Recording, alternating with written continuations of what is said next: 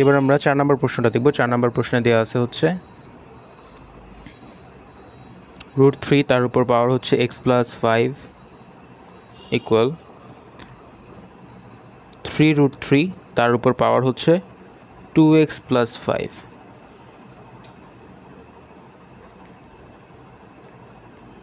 তাহলে এখানে আমরা লিখতে পারি 3 তার উপর 1/2 হচ্ছে পাওয়ার x + 5, আর এখানে 3 1/3 পাওয়ার তার উপর 2x + 5। তাহলে এই অংশটাকে লিখতে পারি 3x + 5 / 2 ইকুয়াল 3 2x + 5 / 3 গুণ হয়ে গেল পাওয়ারগুলা। এবার যেহেতু 3 3 সেম আছে এখানে, তাহলে পাওয়ারগুলো সমান হবে। তাহলে x + 5/2 ইকুয়াল 2x + 5/3। এবার যদি আমরা আর গুণন করে দিই তাহলে কি হচ্ছে, 3 এর সাথে x + 5 গুণ হলে 3 × x + 5 ইকুয়াল 2 × 2x + 5।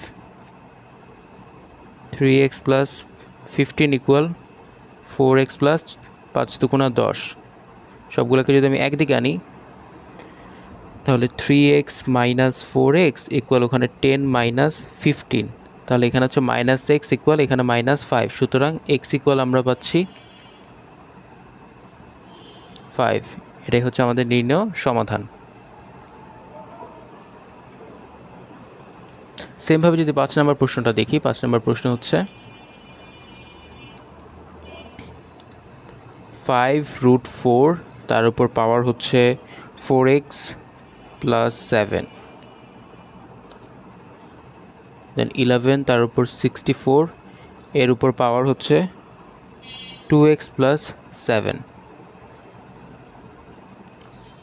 এবার এখানে আমরা লিখতে পারি 4 1/5 তার উপর পাওয়ার হচ্ছে 4x + 7, আর এখানে 64 1/11 তার উপর পাওয়ার 2x + 7।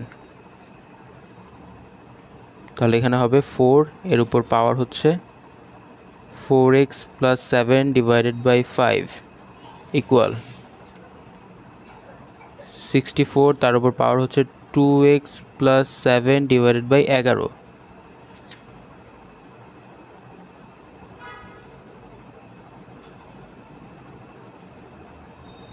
চারকে আমরা লিখতে পারি 64কে আমরা লিখতে পারি 4³ তাহলে 4³ এখানে হচ্ছে 2x + 7 / 11। এখানে 3 যেহেতু গুণ আকারে আছে পাওয়ারটার সাথে, তাহলে এখানে 3 হচ্ছে 2x + 7 এর সাথে গুণ হয়ে যাবে।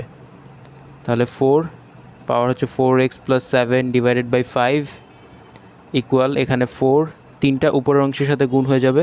তাহলে 6x + 21 6x + 21 / 11।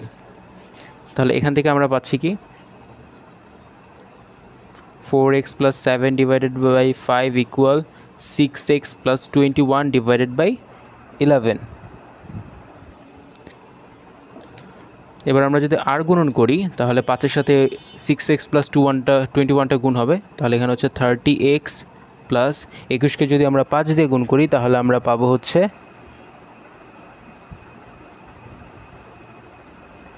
105।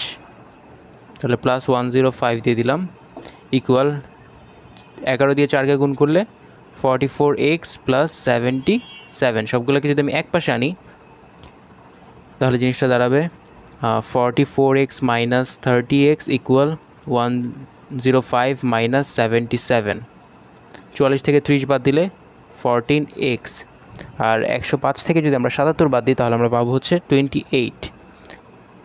তাহলে x ইকুয়াল কী হচ্ছে 28/14 অর্থাৎ 2। তাহলে আমাদের নির্ণয় সমাধান হচ্ছে 2।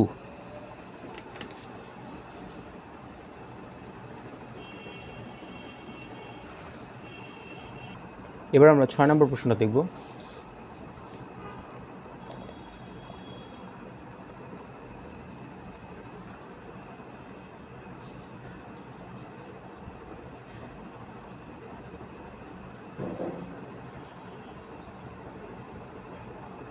ছয় নম্বর প্রশ্ন দেওয়া আছে হচ্ছে